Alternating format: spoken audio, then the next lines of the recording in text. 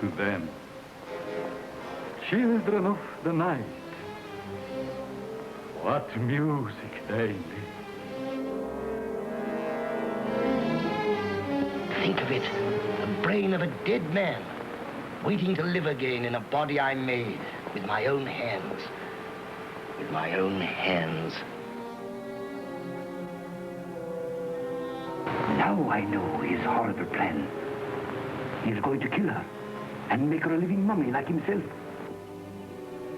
The jugular vein is severed, not cut, but torn apart as though by powerful teeth. A werewolf.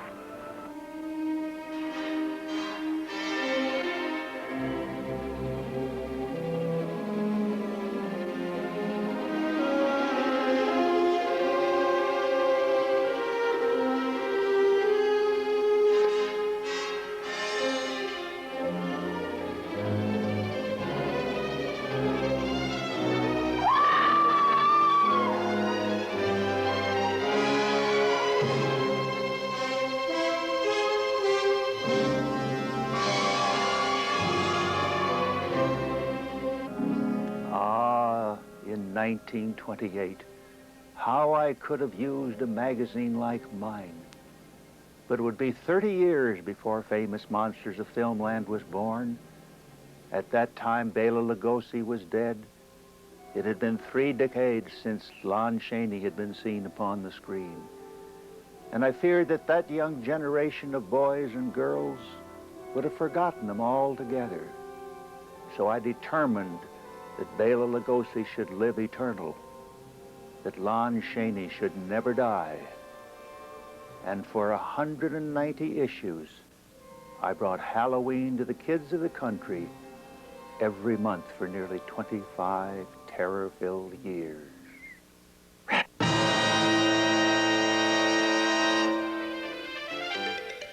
Hooray for Hollywood!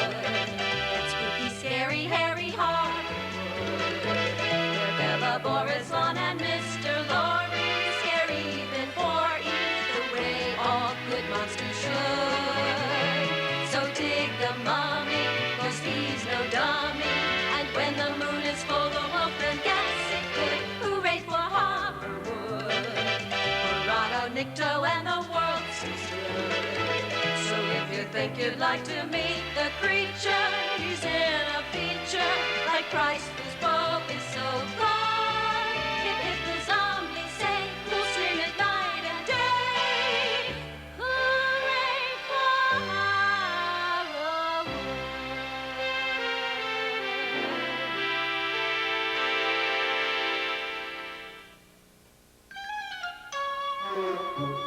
The Ackermansion in Hollywood, or Horrorwood, California. Often referred to as the Acker Museum by visitors, this is the palatial home of Forrest J. Ackerman, the Acker Monster. Mr. Science Fiction, Dr. Acula, the boy who was born on Mars, or as he's known to legions of fans around the world, Forry. This is Monster Central, and a mecca for fantasy lovers and serious students of one of the oldest and grandest of cinema genres. Here are preserved over 350,000 books, photos, posters, paintings, artifacts, and movie props representing more than a century of horror, science fiction, and fantasy. One man's monument to imagination. You might wonder, well, why this magnificent obsession?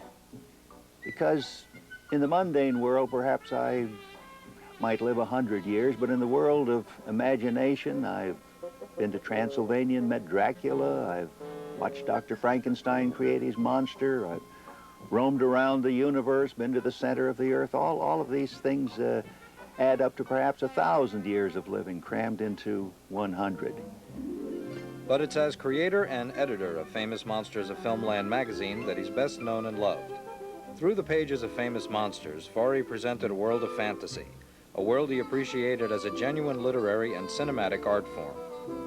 I think we all sympathize with The Hunchback of Notre Dame and The Phantom of the Opera, and imagine that we are them, that we are these monsters, even though we're not. Some of the handsomest people in the world have hidden in their psyches feelings of inadequacy. So you put all these metaphors in your magazine, And people see them and they say, oh, gee, that's bad. Our kids shouldn't be fantasizing. And I've always said the opposite. The ability to fantasize is the ability to survive, huh? Lorre enjoyed these weird characters and presented them with a unique blend of history and hysterics. Issue after issue, he punned and smiled his way into millions of young hearts, eager to unleash their enthusiasm.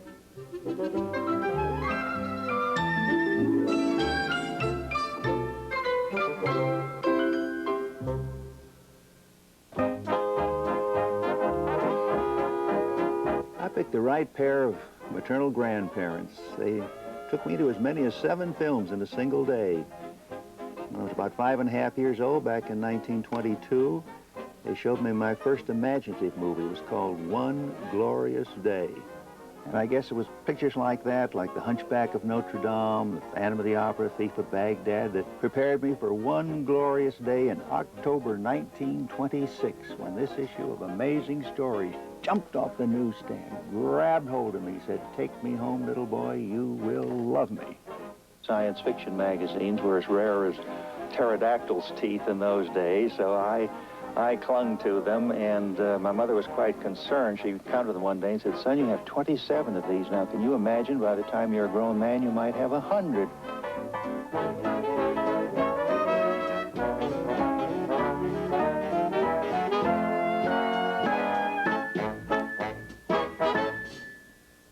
And the following year, I was riding around my automobile, had the radio on, was listening, and heard some mention of Hi-Fi. And since science fiction has been on the tip of my tongue ever since 1926, I stuck out my tongue, looked in the mirror, and there, tattooed on the end of my tongue, was the little term Sci-Fi. Now, toward the end of 1957, I flew back from London, been to the World Science Fiction Convention there, and afterwards went over to Paris, picked up this magazine, which ordinarily was about all sorts of films, but this was a novelty. It was entirely about science fiction, fantasy, and horror. Well, as an agent, I'd been selling well to a chap named James Warren, who had kind of a poor man's Playboy, and showed him this magazine. Well, he got an instant idea for a one-shot. He thought, gee, that ought to be simple. Just translate the French and pick up all of those stills. However, he was frustrated because he found that no particular person owned those pictures, and also when the French became English, it was kind of dull and boring. Well, he realized that I was kind of a comedian from the correspondence we've had, and I spoke up and I said, well, you know, I've got 35,000 stills like this. I've been seeing all these movies ever since 1922. I think I could probably put together what you want. Over 20 hours a day, I was composing on a smoking typewriter. But Jim Warren was always there to coach me, carry me through. He held an imaginary sign in front of me and said, "I'm 11.5 years old, and I am your reader. Forrest Ackerman, make me laugh." Well, about 6 weeks later, found myself in a swimming pool with a lot of strangers, and there was one mother talking to another. Said, "You wouldn't believe the crazy magazine my kid brought home the other day, full of a lot of messed up faces, and there was one scene where there was a mummy fell into a swimming pool like the one we're in. And what did the caption read? He became an instant mud pie."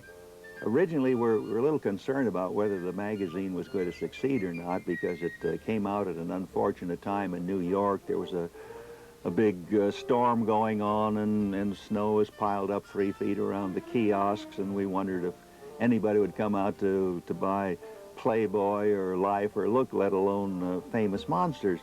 But at the end of 4 days, a publisher called in a high state of excitement. He said, well, so far it's just hit Philadelphia and the Big Apple, but we're getting 50 letters a day. We got 200 letters so far, and they're all screaming more, more. So when the second issue appeared, we realized that we had given birth to a monster. It's alive! It's alive! It's alive! It's alive!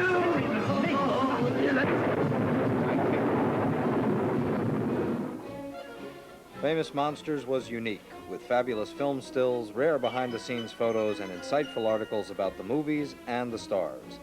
It was also a lot of fun, full of Forry's gentle wit and stunning puns. Forry made monsters lovable. Frankenstein, Dracula, the Wolfman, and a host of others became familiar friends, and readers eagerly awaited each fantastic tale from the lovable wizard of Weird.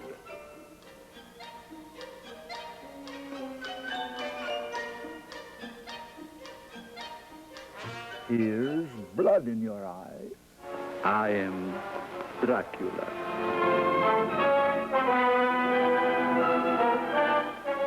Bela Lugosi, who was born in Hungary in the town of Lugos, from which the Lugosi Bela was derived. Early on, before he even made movies, he was quite popular on the stage. He used the name of Aristide Olt. And he came to America and immortalized the role of Dracula, playing it over 1,000 times before it was put onto film. Oh, how frightfully weird. It isn't so much a makeup. It's rather expression. Whenever an actor gets satisfied with his work, he's done, it's through.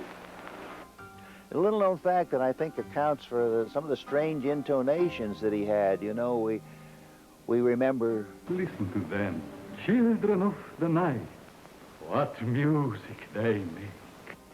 He didn't know what he was saying. He didn't know English. He was just saying everything phonetically. He had to memorize all of these lines, and so he gave them these very strange intonations that somebody who was familiar with the language would not have spoken in that fashion.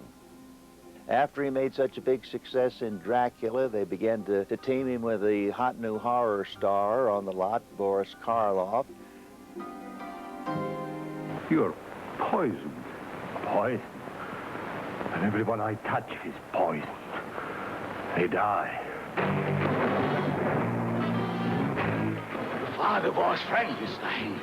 That your mother was the lightning. His face and hands will appear like phosphorus. And if he touches anyone, they die. Then he was in a film called Black Friday. When there was something extraordinary there, he was actually hypnotized at one point. Let me out, please! I'm suffocating! Once or twice he broke out of the mold of the monster, but in the end was doing kind of spoofs of his own self. Count Dracula sleeps in this coffin, but rises every night at sunset. Chick is right. This is awful silly stuff. Let me loose, do you hear me? You will be soon as big as a giant. Or, like all the others, dead. Put her under black sleep. Take her up to surgery at once. This is criminal. Monstrous. In 1956, I was with Bela at the premiere of his final film, The Black Sleep. Bela was a very proud man. He would not be seen in public wearing glasses. So without them, he was as blind as the proverbial bat. Well, we got to the bottom of the stairs, and it was obvious to me that the TV reporters wanted him to come over for an interview. So we said to him, Bela, they want you there. And he whispered in our ears, and he said, boys, point me in the right direction.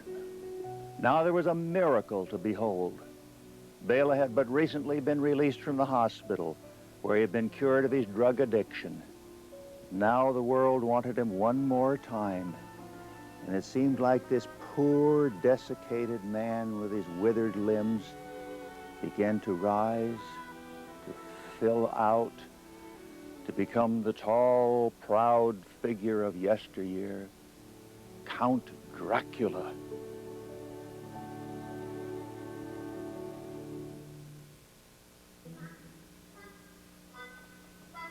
I have no appetite for mummies. They have no blood. Can you imagine the nerve of this mummy? He claims I'm chicken, just because I always have my cape on.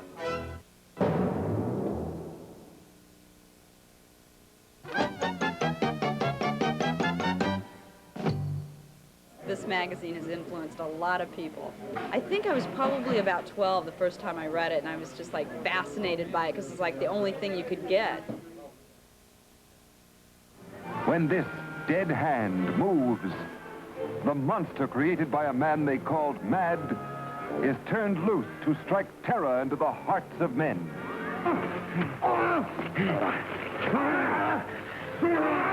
To shock women into uncontrolled hysteria. Elizabeth!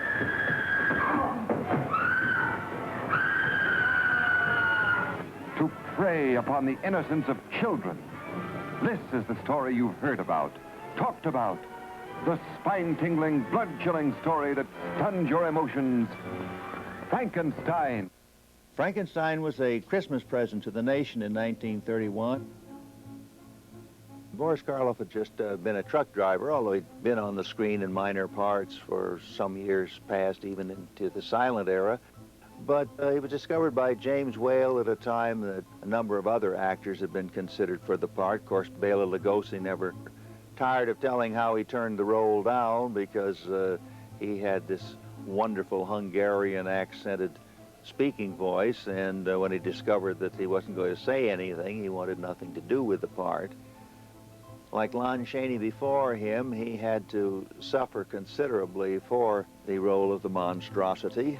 His face was so frightening that no one around the studio could stand to have lunch if they had to sit near him, so they devised a device of having him walk around the studio lot with a huge handkerchief over his face. Jack Pierce, the man who created the facade of the Frankenstein monster, did a lot of experimentation before he got it just right. He looked at cadavers and the way that a skull would be removed from a head. So it was a fantastic collaboration between Jack Pierce, the makeup artist, and Boris Karloff himself, bringing pathos to the role.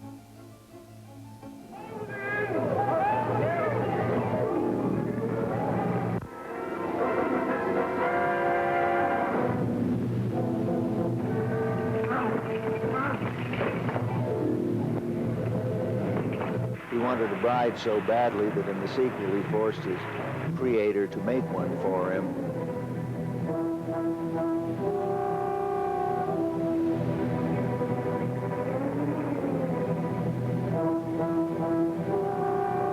One magic hour in 1968, every word that came out of Boris Karloff's mouth I had put into it. I had written a script for a Decca record album, eventually known as An Evening with Boris Karloff and His Friends. Vampires, werewolves, ghouls, ghosts, mummies that come back to life after 3,000 years. Can such things be?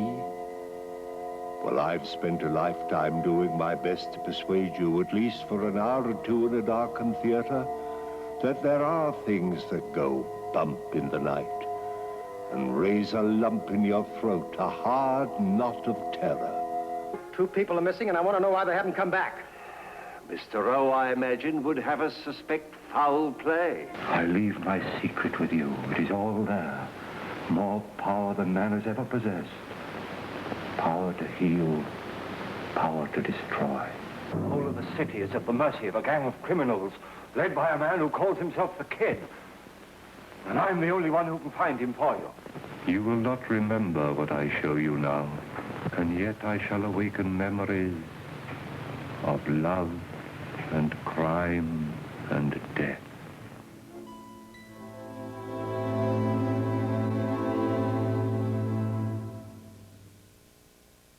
I remember having the pictures.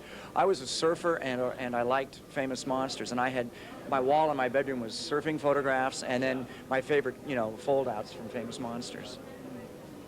That one of the mummy, the Karloff mummy, is a great one. How old were you when you started reading this? Gosh, I don't want to, in Hollywood here, you're never supposed to divulge your, but I was pre-adolescent.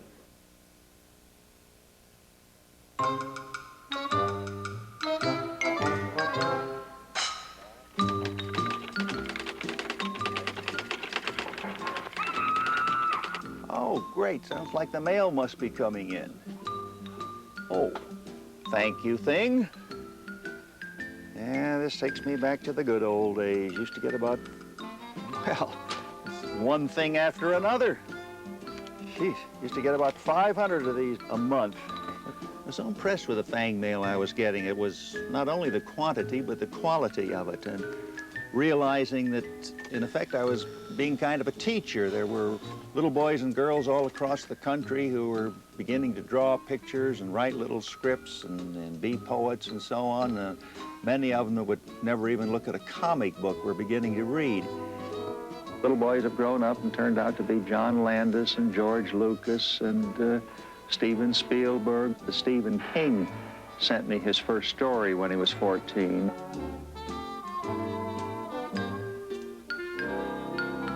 I'm kind of flattered to feel that I did have some kind of an influence on a whole generation. And as a matter of fact, when Steven Spielberg was here, he gave me a poster from his classic film, Close Encounters of the Third Kind.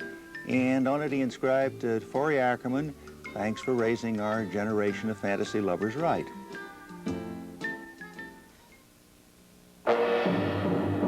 Lon Chaney Sr. had died in 1930, so by 1958, when Famous Monsters of Filmland emerged, he was somewhat of a forgotten character, and I brought him back to life. I decided that Lon Chaney shall not die, and in each issue I would feature something about the man of 1,000 faces.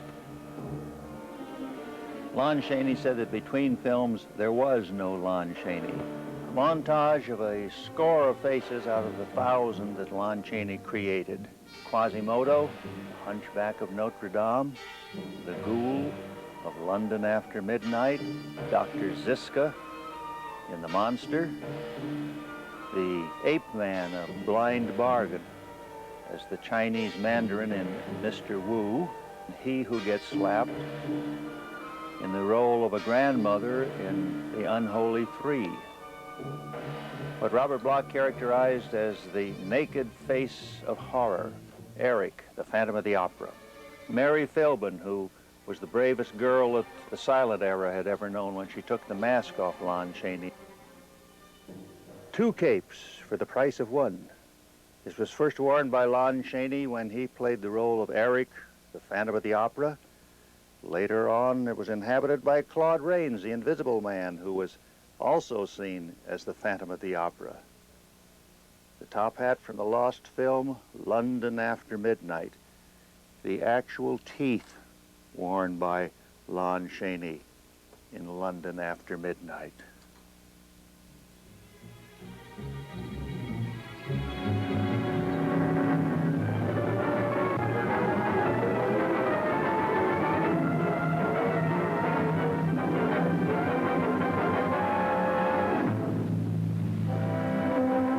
Lon Chaney Jr.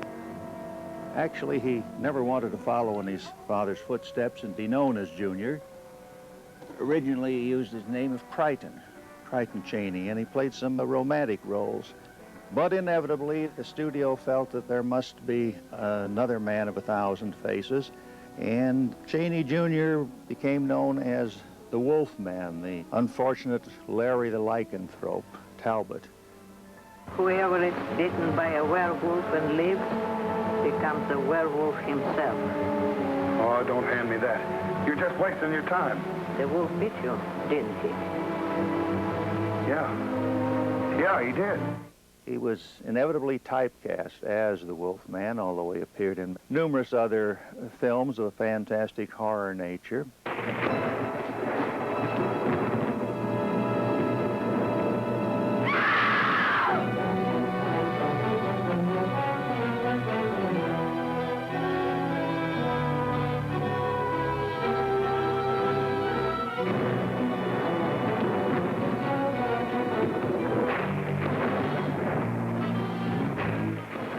Was Frankenstein, that your mother was the lightning.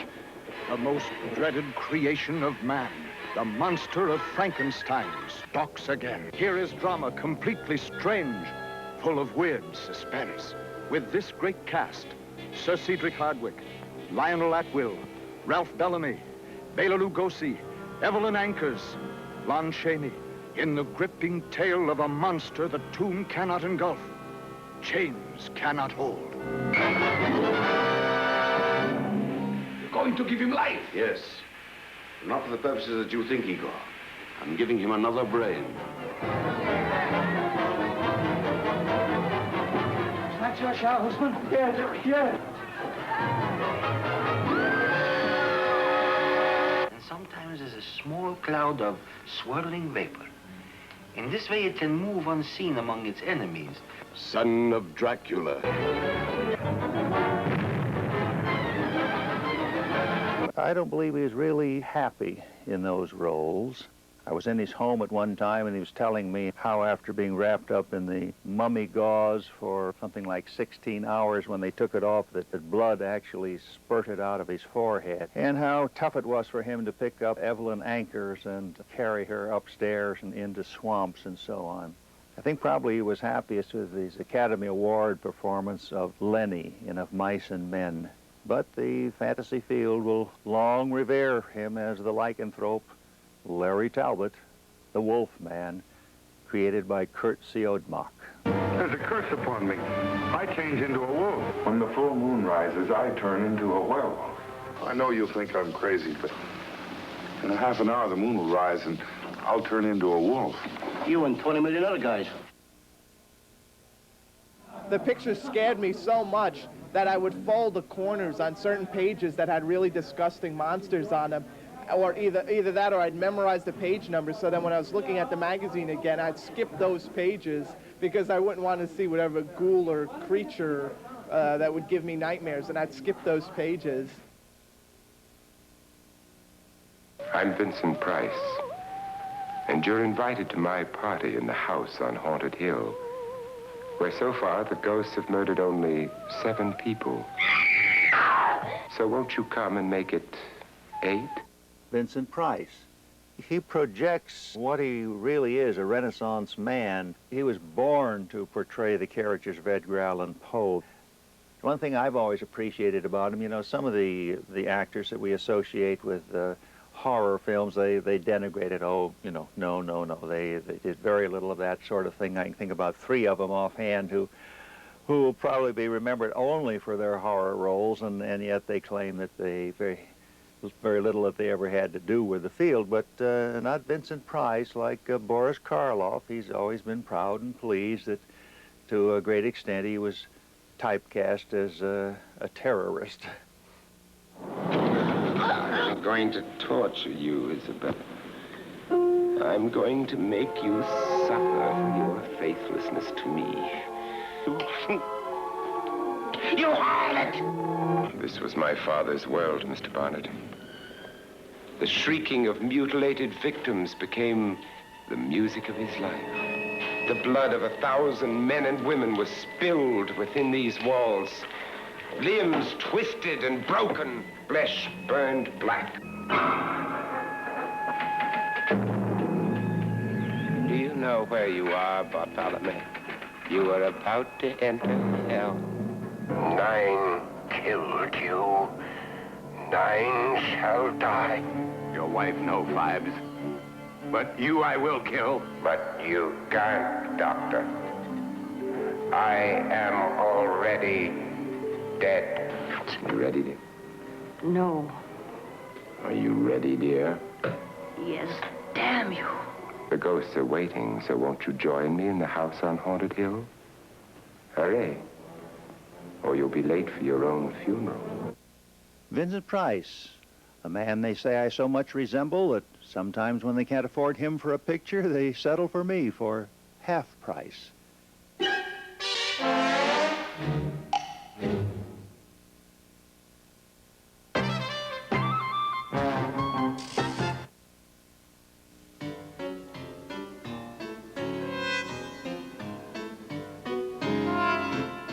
Well, here we are in the Chamber of Dead Props. First prop I ever acquired was the big sound discs in 1931 from Frankenstein. Shortly thereafter, I got the sound discs from the Old Dark House and The Mummy and Frederick March Academy Award-winning production of Dr. Jekyll and Mr. Hyde. It's all grown here in this room from those first few discs to now over 600 pieces that you've seen in many motion pictures during the last decades. So here are 6 of the 7 heads of Dr. Lowe, a gift of the late George Pal and Academy Award-winning William Tuttle, who molded them. These originally went around all of Latin America and were used to promote the picture. And then the small ones were those that were animated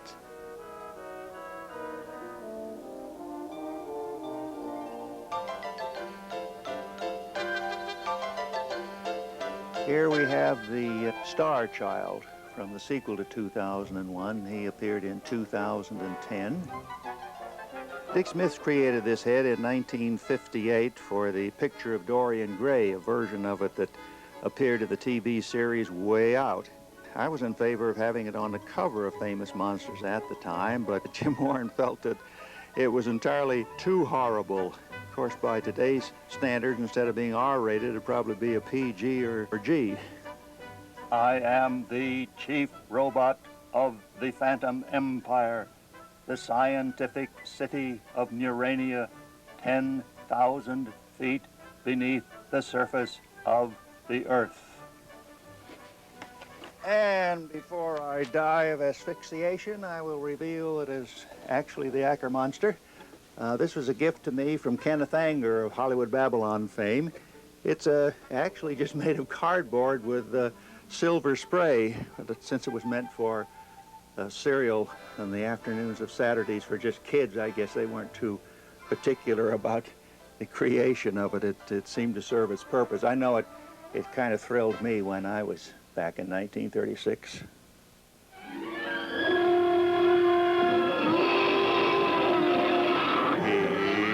Here's Blackie, the creature from you-know-what lagoon. $30,000 prop in his day, probably $75,000 by today's standards, and was just being casually swept up to be thrown away. And the janitor said, wait a minute, you know, my kid might like this. So he takes his suit home. Boy goes running around the street at Halloween scaring people. Finally, he outgrew it and sold it to the boy down the street for $5. Well, when I heard that, I called him up. I said, hey, kid, like to double your investment? In Star Trek 4, you remember, there was the sequence where they went back in time. Well, this is a whale of a set of props created by a special computer effect where a laser is combined with cutting tools.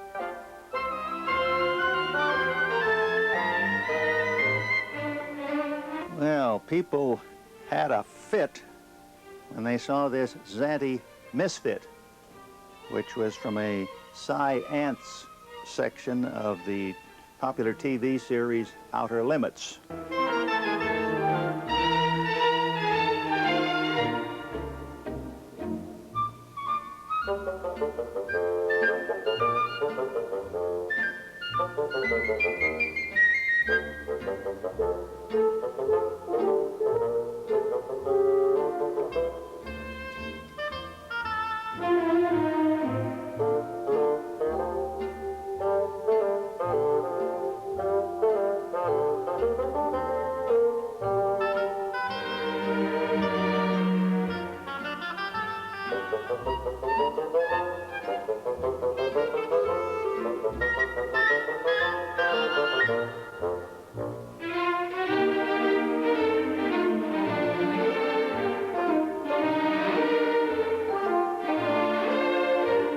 This is me when I was alive, surrounded, as you see, by a number of my fiends, friends. These are life masks, made at the studio of Don Post for posterity. Bela Lugosi, Boris the Benign, Vincent Price, Don Post himself, Tor Johnson, the Fat Monster, and John Carradine, the Thin Monster, Charles Lawton, Lon Chaney Jr., Peter Lorre, the Lord High Minister of all that was sinister, Glenn Strange, last of the Frankenstein monsters in the Universal series. I hope you've enjoyed this. Remember, after all, you masked for it.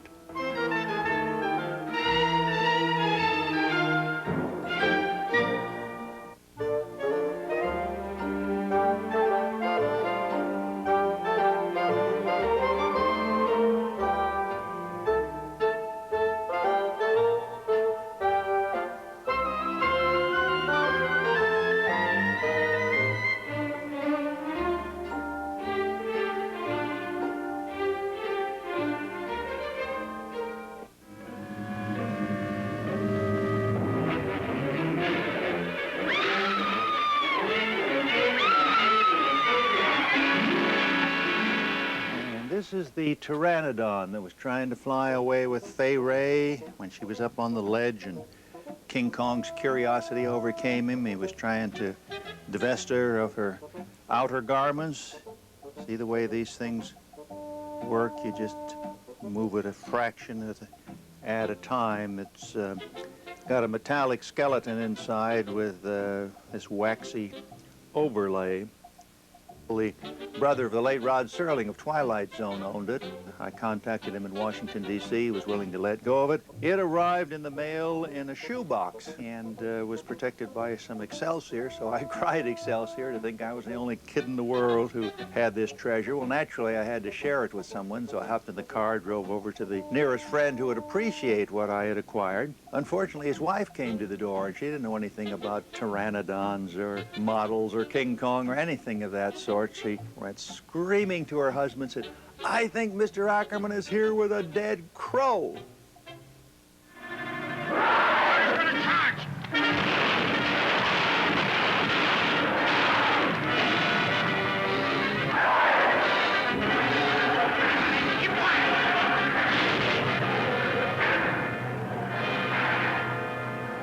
Come on! Look out, he's still alive.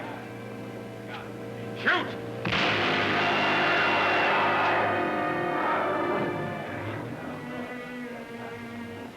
Come on, I got him.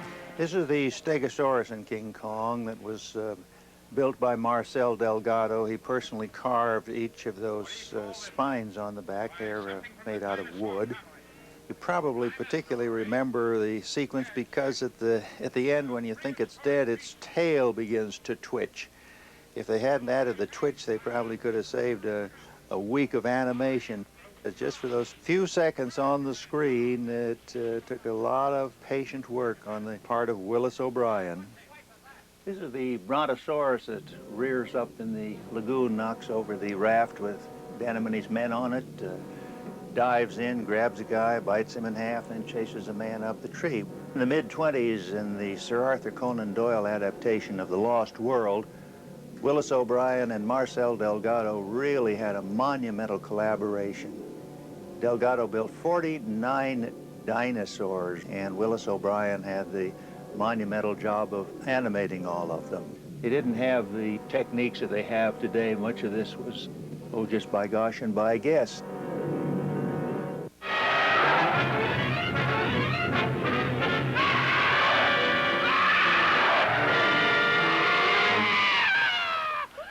Well, here's the mighty bomb that brought down the mighty Kong.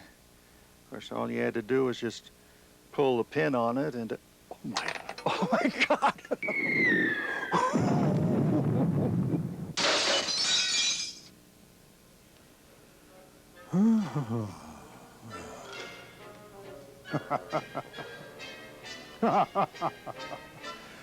Oh my, well, unbelievable, eh? That's number 15 on the famous Monsters of Filmland magazine cover here. And I see here, I'm Zachary, by the way, and I see here I was supposed to judge a makeup contest back in those days. You people who are a little bit older now, and those of you who weren't even born yet or even thought of, were asked to send in, you know, makeup picture of yourself in makeup, and I assume I judged it. I have no idea whether I did or not. If you are a winner, I hope you got something worthwhile. But the way things go these days, and then those days, maybe you didn't get anything. But the good fun that came from all this, I saw all these films, you know, and back in, I guess, 58, 9, 60, somewhere in there, in Philadelphia, which is generally down that direction, and New York, which is over here, where I spent many happy years introducing spooky movies. They released these movies for TV, and there was an uproar, you know, Frankenstein and Dracula, and the parents got together and said, we can't have this kind of thing in our households. And so in Philadelphia, at least, they showed them late at night, you know, thinking kids wouldn't be allowed to stay up and watch them. But the kids found a way. And we became famous, of course. We, for some reason or other, we struck a nerve certainly among big city people. And here I found myself in this fabulous magazine here of the Ackerman.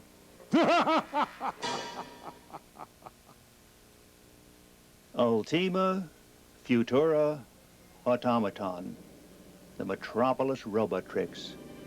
First female-formed robot ever seen on the screen.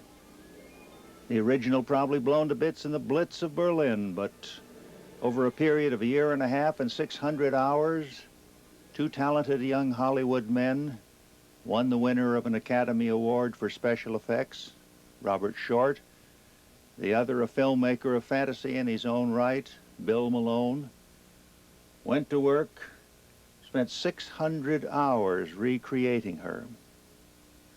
She was first seen in 1927.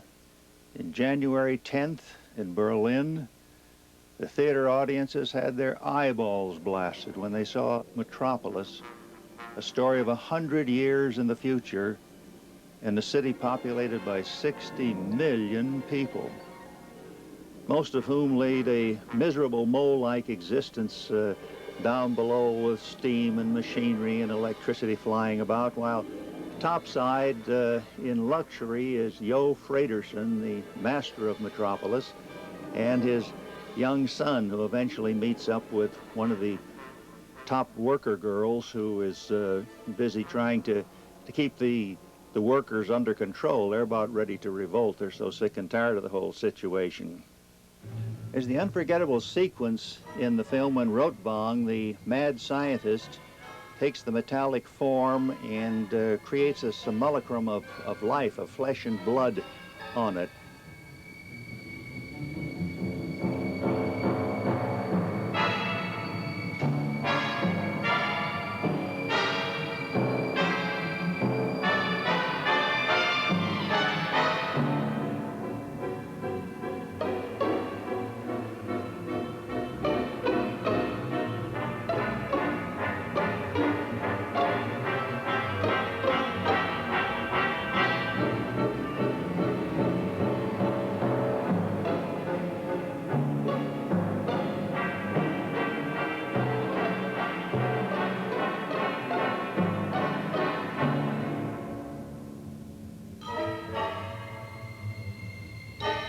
I met up with a man in Munich in 1951 who had created that effect, and he said, well, Mr. Ackerman, he said, believe it or not, we just took a lot of these little balls that you put on your Christmas tree, and with piano wire we revolved them up and down the form, and that was the effect.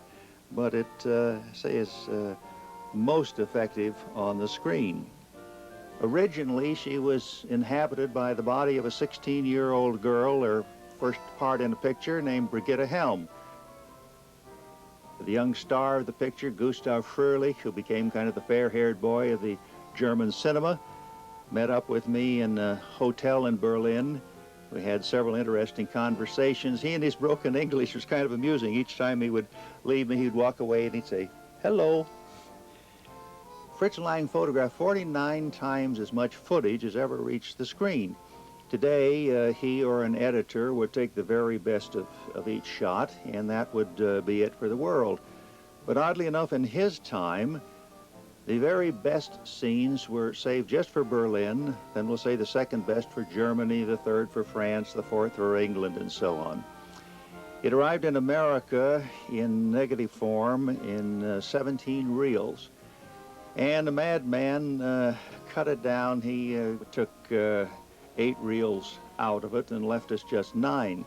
So it is somewhat of an incoherent story, but still it is one of such incredible magnitude and beauty and a sense of wonder. You can't imagine when I was a 10-year-old boy in a world where we didn't have television yet, or screen didn't speak. We had to wait for Al Jolson to give it a voice.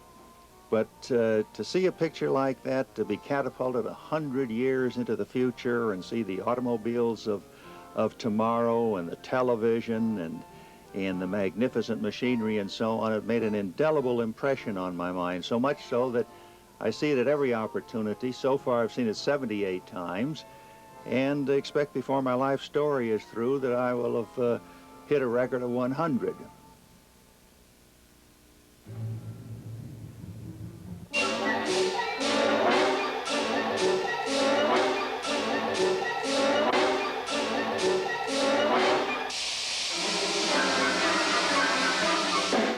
My opinion of Rotwang, the mad genius of Metropolis who created me, the Robotrix, he meddled with things man was meant to leave alone. We'll meet a charming character in The Robot, able to produce on order 10 tons of lead or a slinky evening gown. Always at your service. It must be the loveliest, softest thing you've ever made for me. And fit in all the right places, with lots and lots of star sapphires. Star sapphires take a week to crystallize properly. Would diamond or emeralds do?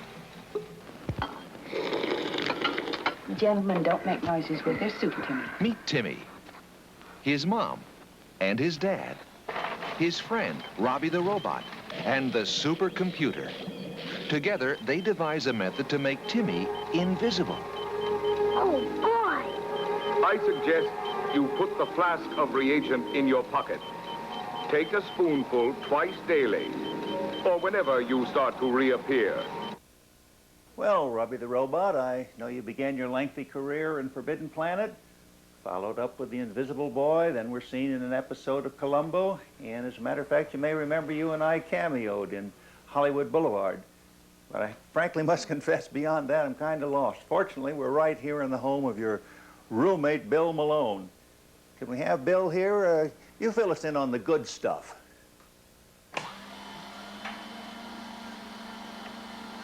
Pardon me, sir. Stuff? Thank you, Forey. Let me just shut Robbie off here for a second. This is my friend Robbie, who you probably recognize from a movie called Forbidden Planet, made in 1956.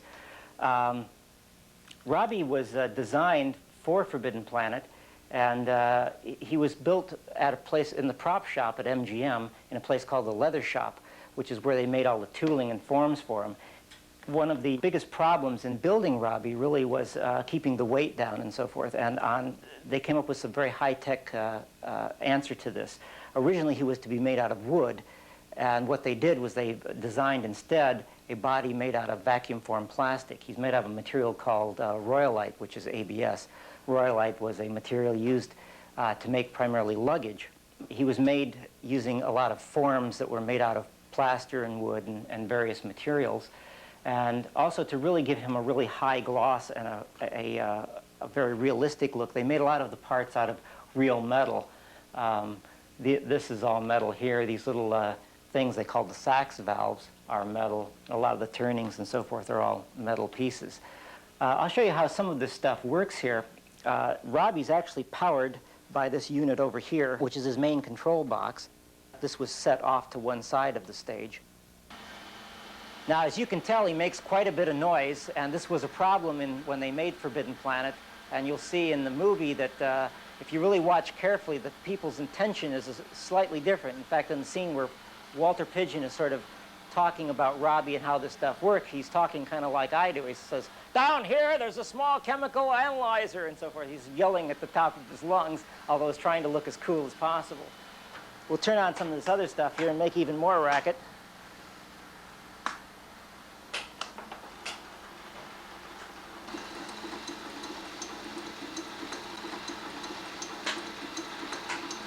And I think we can get these sax valves here to work here if I just turn this right here.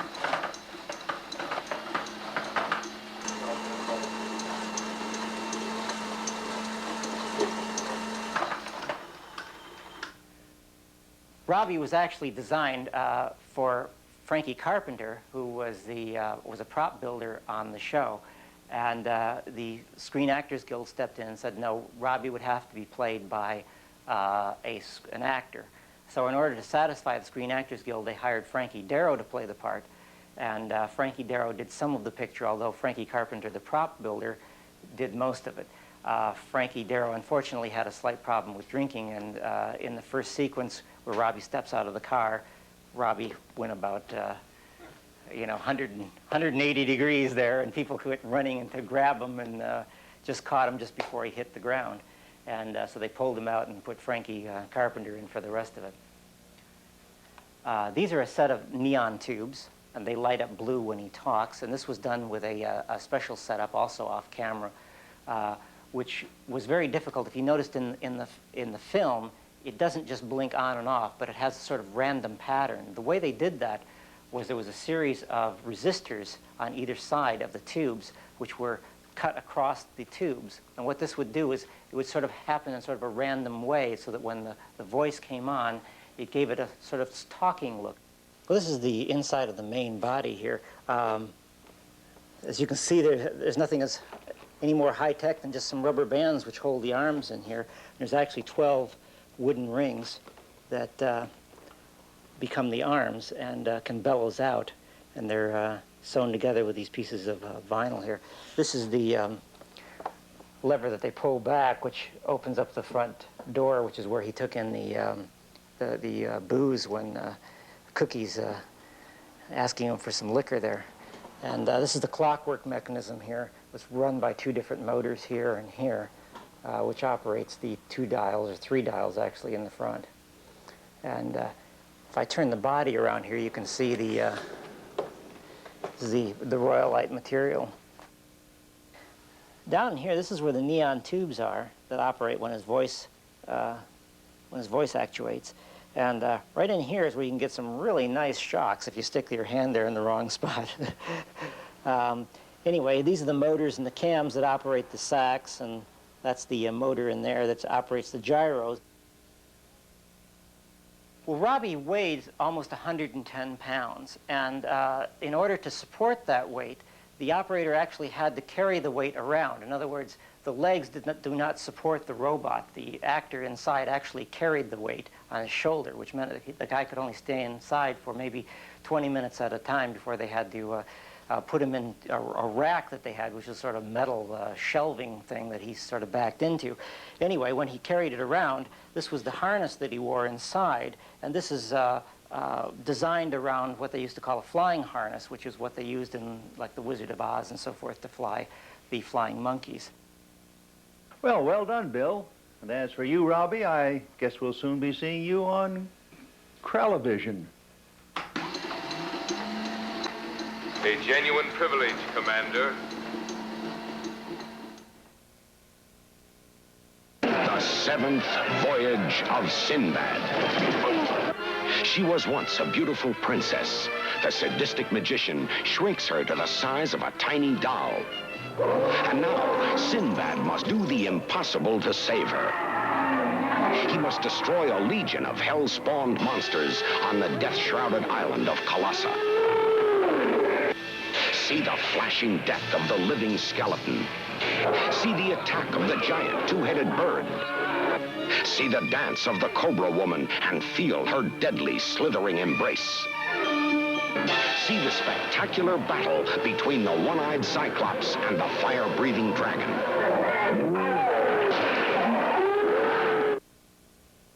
In 1958, when I began Famous Monsters, the readers didn't know too much about Harryhausen, and they were hungry for information about this mysterious man. So I turned back the clock and began to tell them little tales. For instance, in 1938, I believe it was, a young, gangly teenager came to me. He'd been to a revival of King Kong and had been excited by the stills, wanted to acquire them, had gone to the manager, and the manager said, well, unfortunately, I don't own them. There weren't any left around town because a man named Mr. Ackerman has them all. Maybe you can go and talk him out of them. Well, he couldn't talk me out of them, but he did talk me into a lifelong friendship. He read up on Willis O'Brien, who was later to be his mentor, and discovered the magic of stop motion. You have a figure such as this, and you move it and shoot one frame and move it one frame, and then when you run it through the camera, it comes out and appears to be alive. That's a very tedious process. You may only get a few feet of action in an entire day. But he stuck with it, and then he met up with George Pal and worked on some of his puppet tunes, and eventually had the great good fortune to get associated with Willis O'Brien on Mighty Joe Young. And he was off and running then into his own world of becoming the modern master of animation, doing the popular Sinbad films and Guanji and 20 Million Miles to Earth with the Emir, and creating an imaginary dinosaur very popular called the Redosaurus. Around the time that I first got acquainted with Ray, he was very busy in a little garage laboratory, all his own, experimenting on stop motion. And he almost got stopped in his tracks because one day his mother came home, went to the cupboard, and it was bare. And instead of her fur coat being there, it seemed in some mysterious manner it had metamorphosed itself into a mastodon, a woolly mastodon. And I said to Ray, well, you know, you can always get yourself another mother, but I mean to be the only boy on the block with your own woolly mastodon. Now again, when he was a teenager, he liked to draw ghastly, ghoulish faces. He always hoped that he would create one which would cause a girl not only to scream, but to faint. To show you how we used to behave, we went to the Paramount Theater in, I think it was Halloween 1938 or 39, and Ray Harryhausen, our friend, had made a latex mask, a horrible mask. Nowadays, they're all over the place, but in those days, no one had one except Ray Harryhausen in all of Hollywood. And of course, he put it on, or I put it on, I suppose. I've got to take the blame, and leaned forward into the next row of seats. And there was a lot of screaming there for a while, and I almost got punched out. But that was our idea of Halloween, and it's a very dear memory.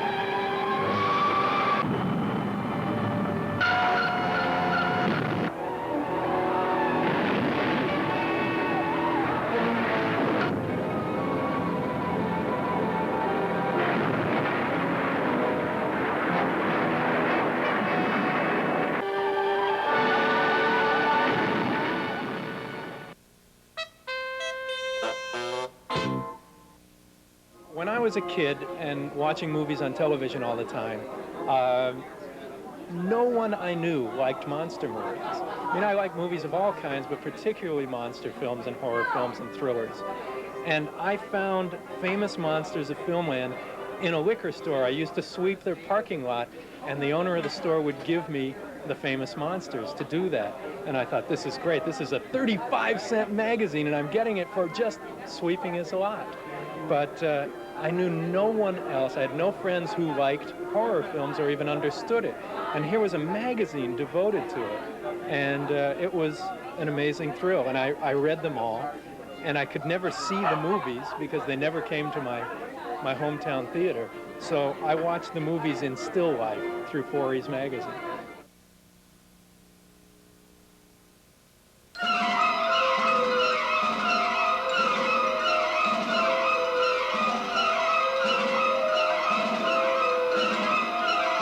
Halloween between 1938 and a young Orson Welles panicked America with his broadcast of the War of the Worlds.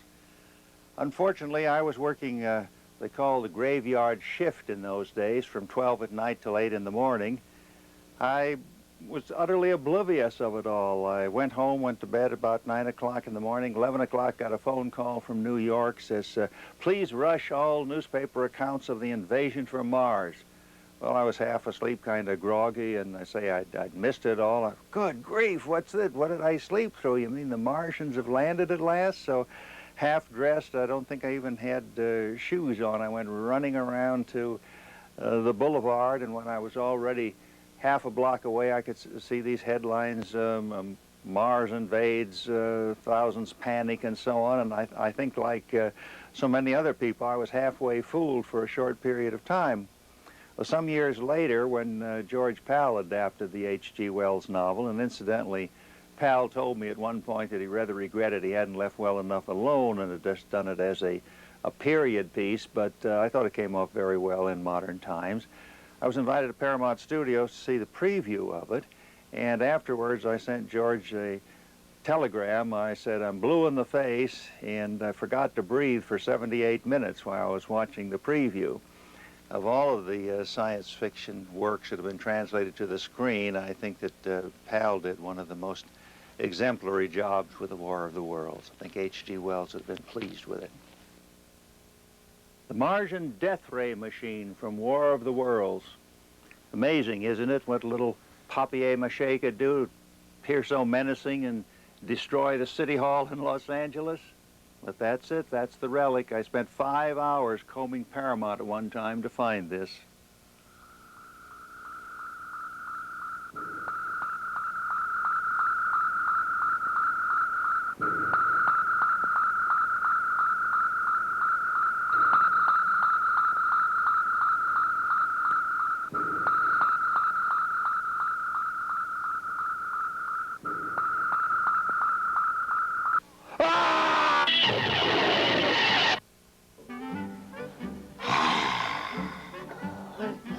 Well, I know.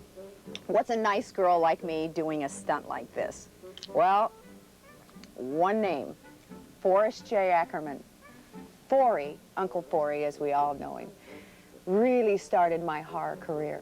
Forry just happened to mention, hey, you know, they're doing some auditions for this new horror film, Mausoleum. Why don't you go down there and give it a shot? I said, that's not me. I can't do that. And he said, come on, go down there and give it a shot.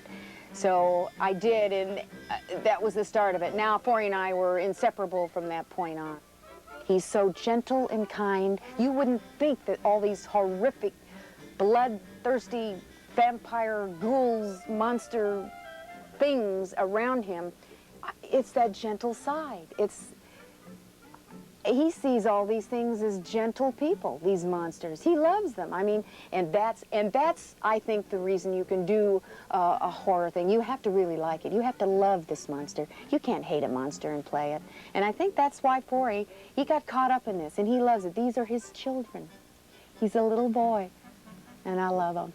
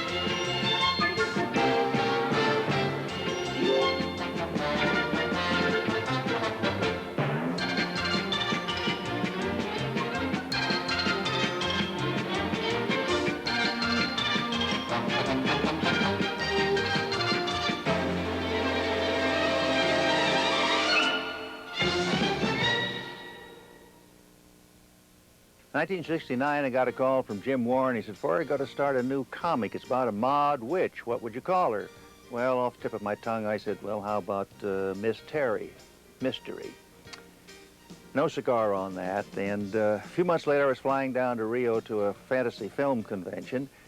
Fabulous plane. Sitting behind me was George Palin, Yvette Mimeo, and aboard was Philip Jose Farmer, Robert Bloch, A.E. Van Vogt, Poul Anderson, Roman Polanski. And Thunder and Lightning was flying around the plane. I thought, well, I'm not going to sleep tonight. Yeah, what about that Maud Witch character?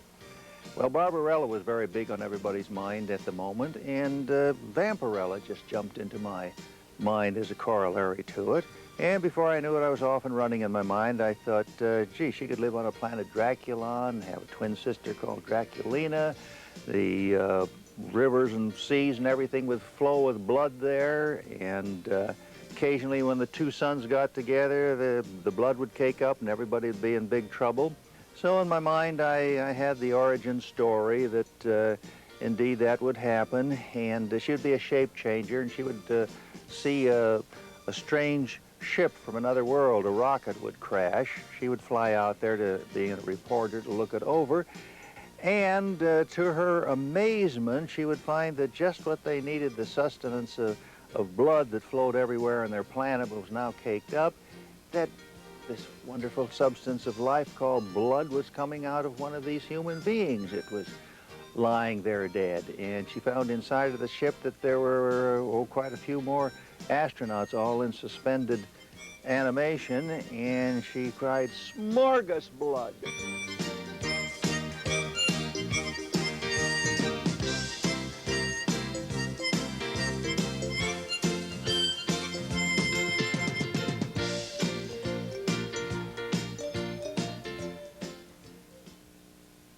First time I ever met him in person, I was a guest in his home, and that's an extraordinary experience.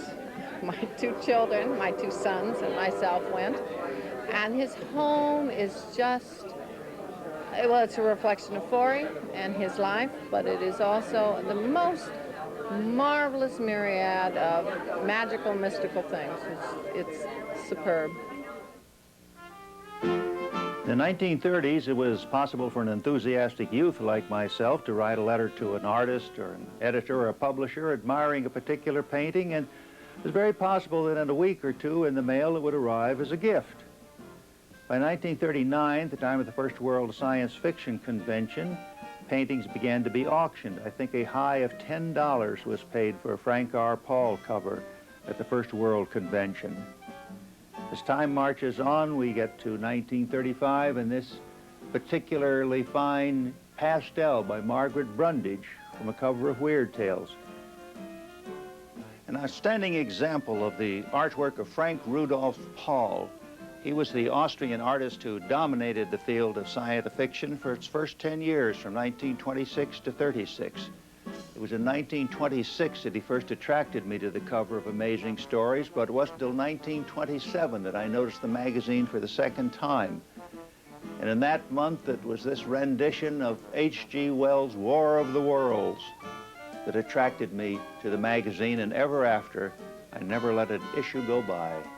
Well, Frank R. Paul was the inspirator of my entire science fiction existence. I guess the moral is that yesterday's trash can become today's treasure.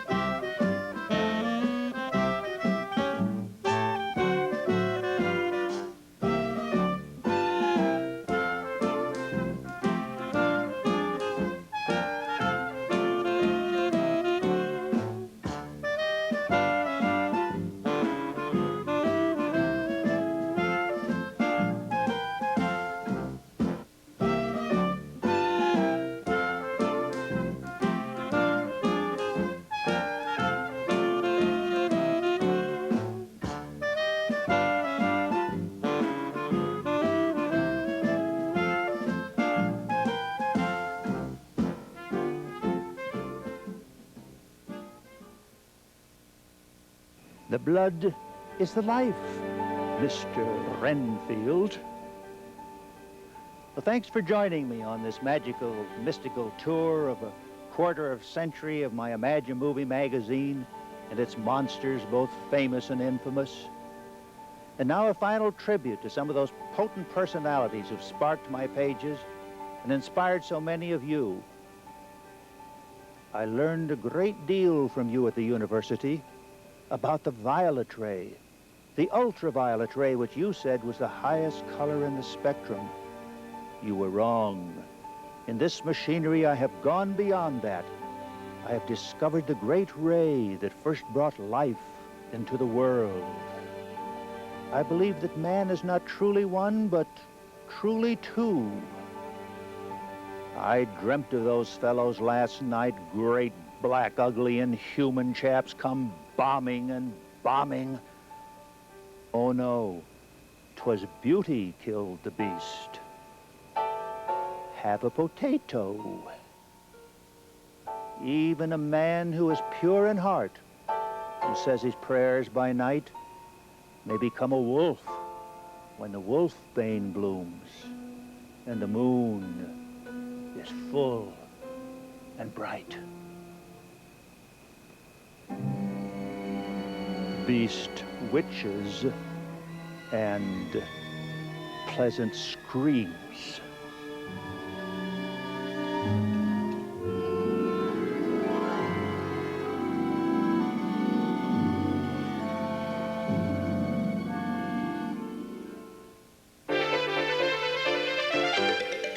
Hooray for Harborwood! It's spooky, scary, hairy Harborwood, where Bella, Boris, Lon, and Mr. Lorre scare even for the way all good monsters should. So dig the mummy, 'cause he's no dummy, and when the moon is full, the wolfman guess it could. Hooray for Harborwood! Hurrah, Nicto, and the world seems good.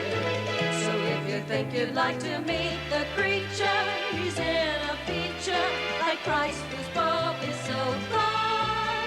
Hip, hip, the zombies say, we'll sing it night and day. Hooray for Harborwood!